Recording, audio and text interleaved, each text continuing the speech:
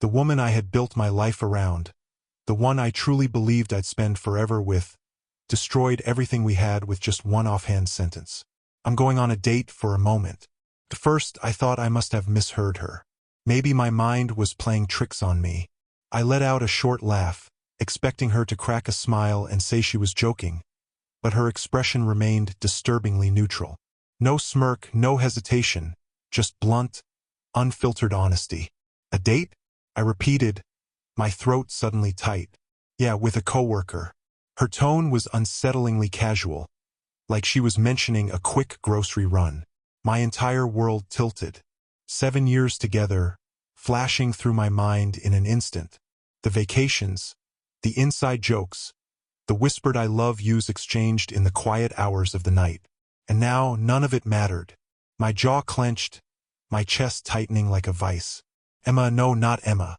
That name felt like poison now. Let me get this straight, I said, keeping my voice low and steady. You're telling me, your husband, that you're going on an actual date, an intimate romantic date with another man? She let out a dramatic sigh, as if I was the one being irrational. I told you our life has become boring. I need some excitement. It's just dinner. I repeated her words, my voice growing dangerously quiet. She rolled her eyes. Oh, don't be so dramatic. It's harmless. Harmless? My hands curled into fists at my sides. Emma, this isn't harmless. This is cheating. She scoffed, waving off my words like they were nothing. Oh, don't be ridiculous. It's not like I'm sleeping with him. Yet I snapped. That's when she smiled. Not a sweet or guilty smile, but something cruel and taunting. We'll see where things go. The woman I had loved was gone. In her place stood a stranger, someone cold and unrecognizable. She pranced around the room, slipping into a deep red dress that clung to her in all the ways she knew I loved. It wasn't an accident. It was deliberate, calculated, a silent way of telling me exactly where I stood. I should have walked away. I should have grabbed my keys, packed a bag, and left without looking back. But I didn't. Instead, I stood there, fists tightening as I watched her apply lipstick like she wasn't tearing our marriage apart.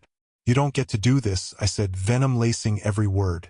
She turned to me, amused. Do what? Destroy our marriage right in front of me, I spat. She tilted her head, pretending to consider my words, then grabbed her purse and slung it over her shoulder. Relax. I love you. This is just something I need to do for myself. Something inside me snapped. You walk out that door, Emma, and you don't come back. She smirked, running a finger down my chest. You're so cute when you're mad. I grabbed her wrist and pushed her hand away. Enough. She just chuckled, threw me one last wink, and walked out. I stood frozen, the silence of the house pressing in on me. The place felt emptier than it ever had. Then, something shifted inside me. The anger, the betrayal. It coiled in my chest, twisting into something dark. She thought she could humiliate me, walk all over me like I was nothing. No, she had no idea what was coming. I wasn't going to let this slide. I was going to make her regret every single choice she made. I wasn't stupid.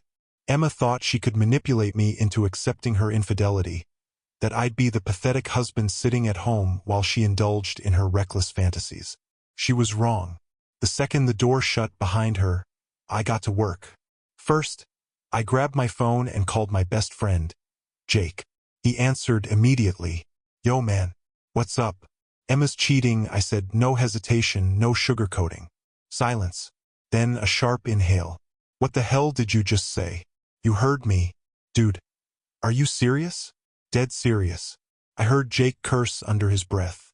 Tell me everything. So I did. Every filthy, gut-wrenching detail. By the time I finished, he was seething. You need to get the hell out of there, he said. No, I replied. I'm not leaving. Then what the hell are you going to do? I smiled darkly. I'm going to destroy her.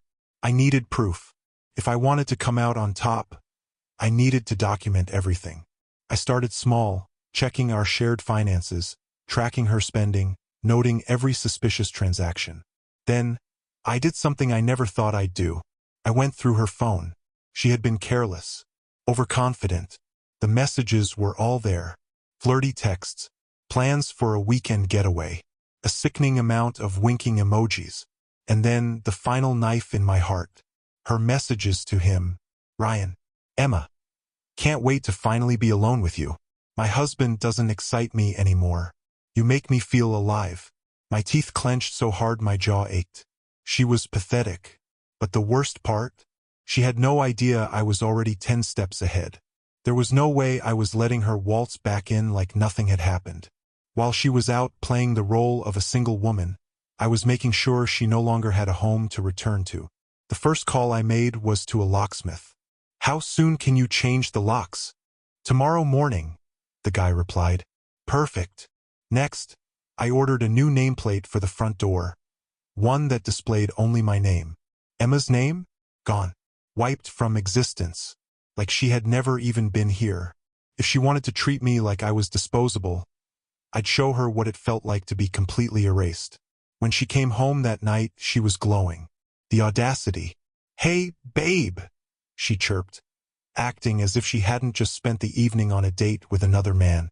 I forced a smile. Hey, how was dinner? I asked casually. Her eyes lit up. Oh, it was nice. I nodded. Glad to hear it. She paused, her smile faltering. She could sense something was off. Are you okay? I stepped closer, pressing a soft kiss to her forehead. Of course, darling. She relaxed, relieved. She had no idea that by this time tomorrow, her entire world would be in ruins. The next morning, Emma was in an annoyingly good mood. She hummed to herself in the kitchen, making coffee like she hadn't just torn our marriage apart the night before. She thought she was in control, that she had me wrapped around her little finger, that I would just sit there like a weak, pathetic husband while she explored her excitement. She had no idea what was coming. I sat across from her, stirring my coffee. So, any plans today? She glanced up, hesitating. Oh, just work stuff, she lied. I already knew exactly where she was going. I had mapped out her entire weekend before she even left. Sounds fun, I said smoothly. She smiled, probably thinking I had accepted this. She mistook my silence for surrender. That was her first mistake. That night, I called my lawyer. I want a divorce, I said, my voice void of any emotion. Understood, he replied. Do you have proof of infidelity? A slow smirk pulled at my lips. More than enough. I sent him the screenshots, the messages, the weekend getaway plans, even the recordings of her justifying her actions. This is perfect, my lawyer said. This ensures you leave with everything. Good. Because I wasn't just leaving. I was taking everything she valued with me. By Saturday morning, Emma was practically bouncing with excitement. She flitted around the house, packing her bags for her little romantic escape. And just to twist the knife, she walked right up to me, pressing a kiss to my cheek. Don't wait up, she teased, winking. I forced a smile. Wouldn't dream of it. She thought she was heading into the best weekend of her life. She had no idea she was walking straight into her own downfall. The second her car pulled away, I got to work. Within the hour, the locksmith had come and gone. New locks, new keys, a new reality. Then, I erased every trace of her from the house. Her clothes, packed and gone. Her personal items, tossed. Her name, removed from every bill, every account, every legal document. I took back everything. She wanted to be free. Fine. She was free. Free from me, from this home, from the life she had so easily thrown away. But I wasn't done. Not even close. She needed to feel the consequences of her choices. So, I sent the screenshots and recordings to her family, her best friends, and even her boss. I kept the message short and direct. I thought you should know the kind of person Emma really is. Within minutes, my phone was blowing up with calls and messages. Her mother? Is this real? Emma would never. Her best friend? Oh my God. What the hell is she thinking? Her boss. We need to have a serious discussion about her professional conduct. Perfect. By Sunday evening, she returned home. Correction. She tried to return home. She fumbled with her keys, confusion turning to panic when none of them worked.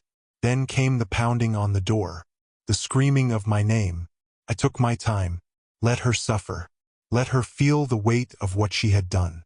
Finally, I opened a window and leaned out, my expression cold and detached.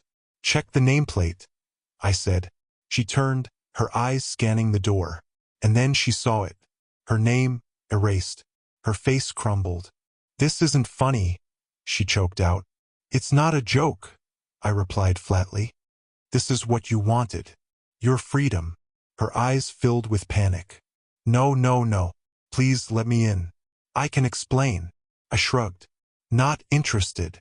She collapsed against the door, sobbing. "Good. Let her feel it. Let her drown in it." For the next hour, she begged. She pleaded.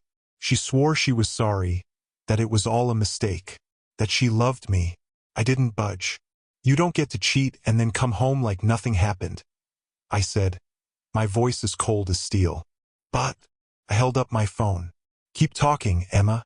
I'll make sure your parents, your boss, and every single person you know gets a front row seat to your downfall." Her face went ghostly pale. Checkmate. She tried one last desperate trick. Tears, seduction, empty promises of change. I didn't buy a single word. "You already had your fun," I said, brushing her hand off my arm. "Now you get to live with the consequences." She gasped, clinging to me. "Please, I yanked my arm away. "We're done. Now leave." She hesitated, her voice barely above a whisper. "Where will I go?" I smiled. "Not my problem." She destroyed our marriage with her selfishness. Now she could deal with the wreckage alone. 2 days later, the divorce papers arrived at her office. She refused to sign at first. She begged me to reconsider. I didn't. "You made your bed," I said, staring her down. "Now lie in it." That was when she truly broke. She had finally lost everything. And for the first time, I felt at peace. Emma didn't just lose me. She lost everything. The fallout was swift, brutal. Her family was disgusted. Her mother refused to even speak to her. Her boss fired her without hesitation. Turns out, sleeping with a coworker while married wasn't exactly professional. And Ryan, the man she threw everything away for, the second things got messy, he ghosted her. Now she had no husband, no job, no home, no affair partner to run to. She was completely alone. She called me, over and over. I ignored every single message. Until one day she showed up at my workplace. I should have had security throw her out. But instead, I met her in the parking lot, arms crossed, watching as she stood there, disheveled, desperate, tears streaming down her face. "Please, just talk to me." I said nothing. "I made a mistake," she sobbed. I should have never. God." She looked at me, desperate, pathetic. "I was so stupid," she whispered. I raised an eyebrow. "You think?" Her voice dropped, barely audible. "I'll do anything. I'll be the perfect wife. I'll make it up to you." I almost laughed. How pathetic. I took a slow step forward. "Emma," I said quietly. She blinked, eyes full of misplaced hope. We can fix this?" I let out a cold, humorless laugh. "No." I had watched every piece of her life crumble, and I enjoyed every second of it. Her face twisted in pain. "You wanted excitement," I reminded her. "Well, congratulations. You got it." She collapsed to her knees, sobbing. I didn't spare her another glance. I just walked away. My revenge wasn't just about throwing her out. It was about making sure she never recovered. She tried moving in with friends. None of them wanted anything to do with her. She tried getting a new job. Her reputation followed her everywhere. She had ruined herself. And me? I thrived. New job, new house, new life, and eventually, a new woman. Months later, I ran into Emma at a coffee shop. She looked awful. Hair a mess, clothes worn, eyes hollow. The moment she saw me, hope flickered in her gaze. "Can we talk?" she pleaded. I sighed. "Emma? There's nothing left to say." She swallowed hard. "Are you seeing someone?" I smirked. "Yes." Her face shattered. "But But we. No. I cut her off, my tone firm. There is no we. Not anymore. She trembled. Do you still love me? I looked her dead in the eyes and delivered the final blow. I don't even remember loving you. Her breath hitched as she fought back a sob. I lost everything, she whispered. I nodded. Yeah, and you deserve it. Without another word, I turned and walked away. Her punishment wasn't just losing me. It was knowing she could never get me back.